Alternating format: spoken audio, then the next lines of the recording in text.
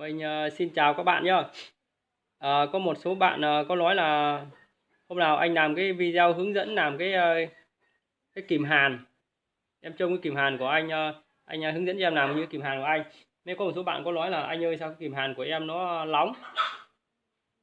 Thì tôi xin tiện thì tôi xin nói là tại sao nó nóng, và tôi sẽ tiện thì tôi quay video làm kìm hàn này cho những bạn chưa biết làm, hoặc những bạn muốn tìm hiểu, các bạn tham khảo.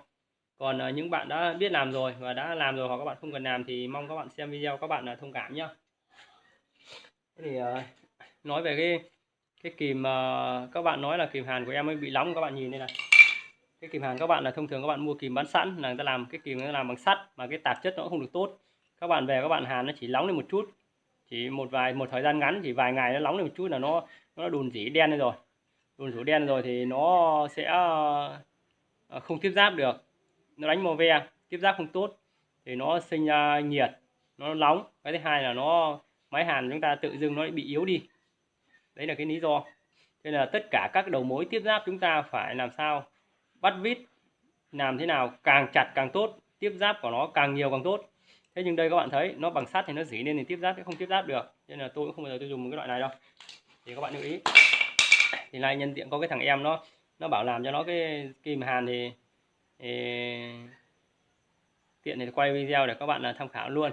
Thế thì để làm kìm hàn thì các bạn chuẩn bị cho tôi một cái đoạn V này, nó dài khoảng cái V này nó dài 24 phân, mà V này là V2. V2 có nghĩa là cái cạnh của nó chỉ có 2 phân thì người ta gọi là V2. Thì các bạn lưu ý. Đây là cái xong một đoạn thất 8 này nữa. Đoạn thất 8 này các bạn đánh cho tôi cái hình cái ngã này. Đấy, hình ngã này. Để lúc gì chúng ta hàn đây. Hàn đây thì nó sẽ được cái này. Đấy, nó sẽ được cái này.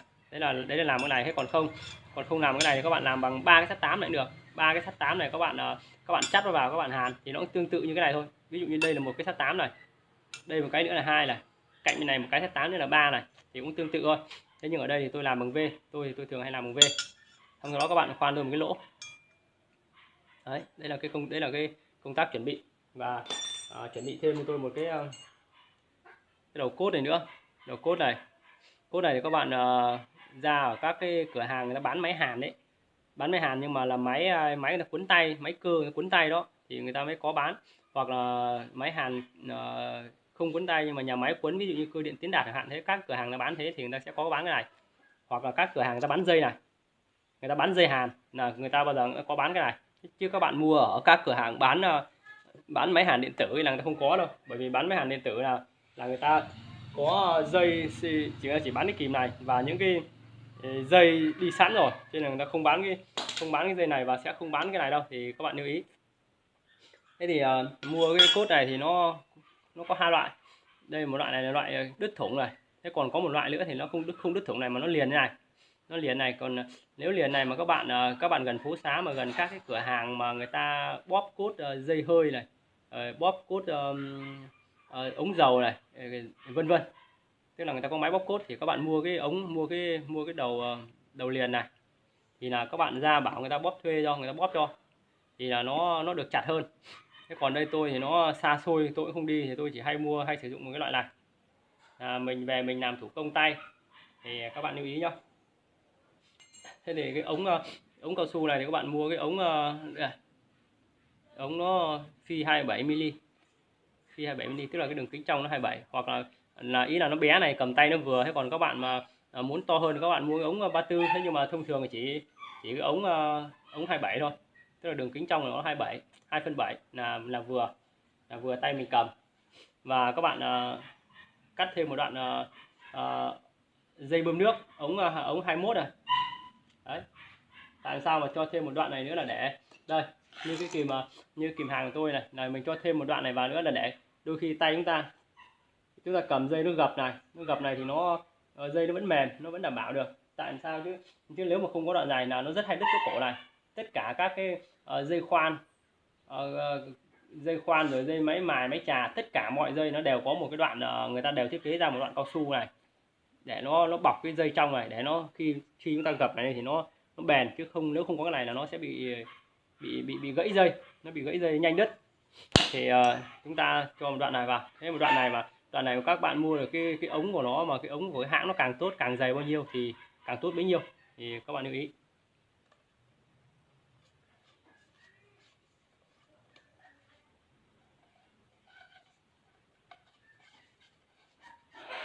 Đấy. Thế thì khi bóp thì các bạn là xoắn gọn vào, xong các bạn bóp, xong các bạn đây là gò tay. Đấy. Các bạn gò làm sao nó càng chặt được bao nhiêu càng tốt bấy nhiêu, càng chặt thì nó tiếp giáp càng tốt.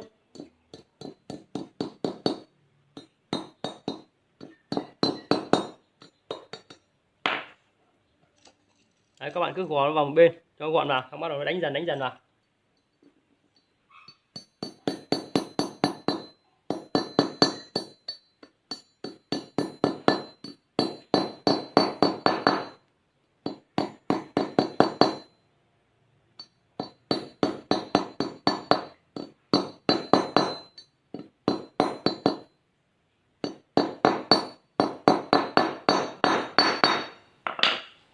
Đấy, các bạn đánh nó chắc vào, càng chắc vào càng tốt.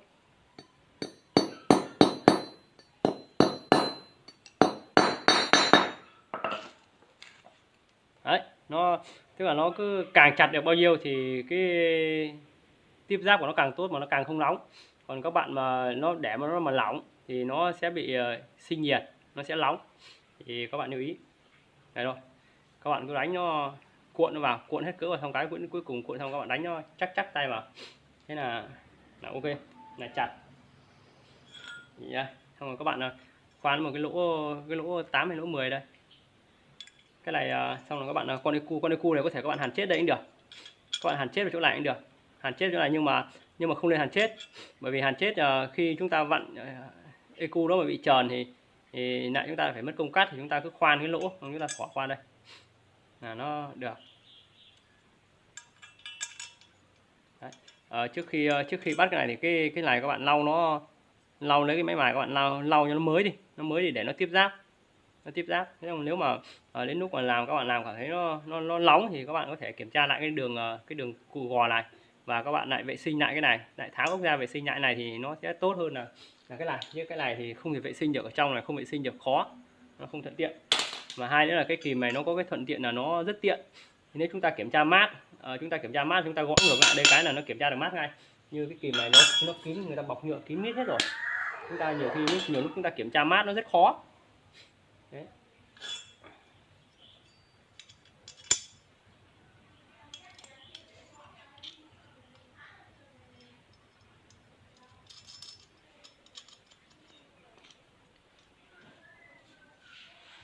Lúc này các bạn siết chặt vào, các bạn xoáy cùng cả hai con luôn, xoáy cùng cả hai con để các bạn siết nó mới chặt, chứ xoáy một con một là siết là sợ nó tròn ren. Các bạn đợi tôi một lát.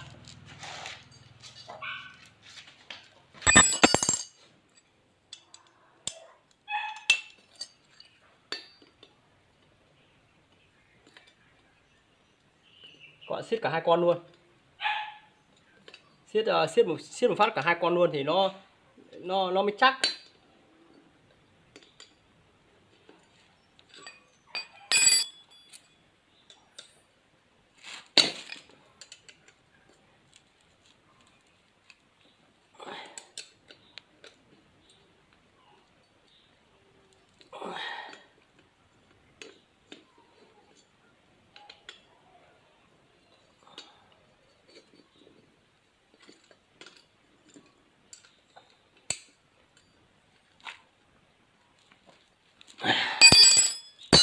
Đấy, các bạn siết càng chặt càng tốt. Rồi, siết càng chặt càng tốt thì nó tiếp giáp nó tốt.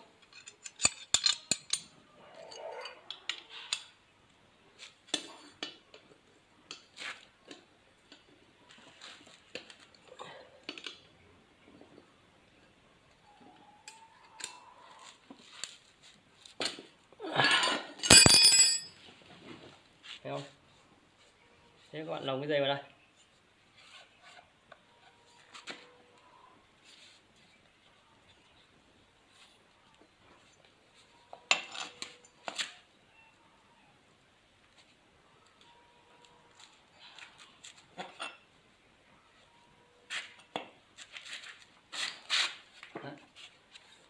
không ạ. Cái này là nó còn lỏng này nhá, nó còn lỏng này thì các bạn ống này nó đang cong, nó chưa quen theo cái làm chúng ta thì kệ nó. Các bạn làm gì các bạn chèn đây thôi. Đấy, chèn đây, không là để cho chèn đây các bạn dùng cái dây thép các bạn buộc cái lại, chứ không có cái dây tụt ra, để cho khỏi tụt cái dây này mà. Đấy.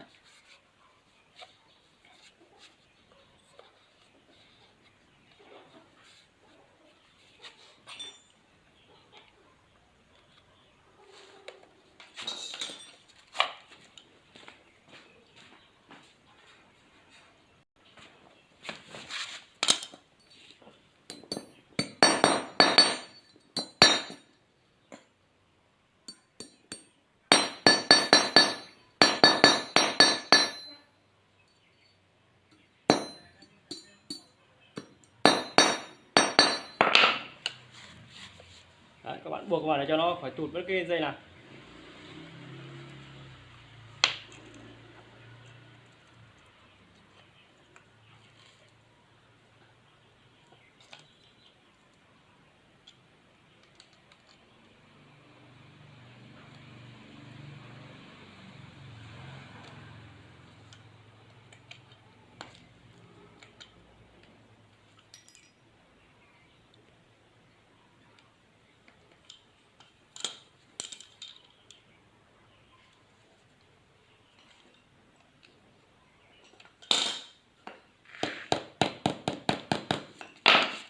Đấy, xong. Thế còn ống cao su rồi nhá. Ống cao su này thì các bạn cũng mua ở các cái cửa hàng họ bán dây bơm này, ống nước này, rồi các thiết bị máy móc là họ có bán cái này, có bán cái ống cao su này. Đấy. Thế còn cái đầu này nếu mà các bạn dùng máy hàn điện tử thì các bạn vẫn bắt bình thường vào cái đầu này của người ta thôi, bởi vì cái đầu này người ta cũng không sao cả. Ok, đây người ta thiết kế bằng đồng, cái cục này bằng đồng, cho con vít trong lại bằng đồng nên tiếp giáp rất tốt. Chỉ có cái đầu này bằng sắt thì nó mới tiếp giáp không tốt thôi. Thế còn cái này cục này bằng đồng mà tiếp giáp rất tốt. Đấy là nếu mà máy hàn điện tử. Còn nếu các bạn máy hàn cơ, máy hàn cơ thì các bạn lại vẫn lại tiếp thêm một con nữa. Nếu bằng cơ thì các bạn lại đánh một con vào đầu này tương tự như kia để chúng ta bắt vào cọc máy hàn.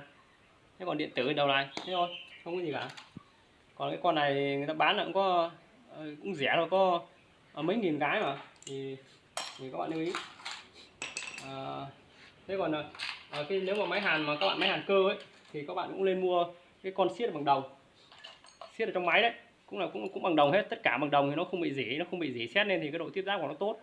Thì các bạn lưu ý. Đây lúc nào tôi cũng phải sơ cua mấy con này ở trong cái cọc máy, nếu mà nó tròn gen cái là tôi thay một con này.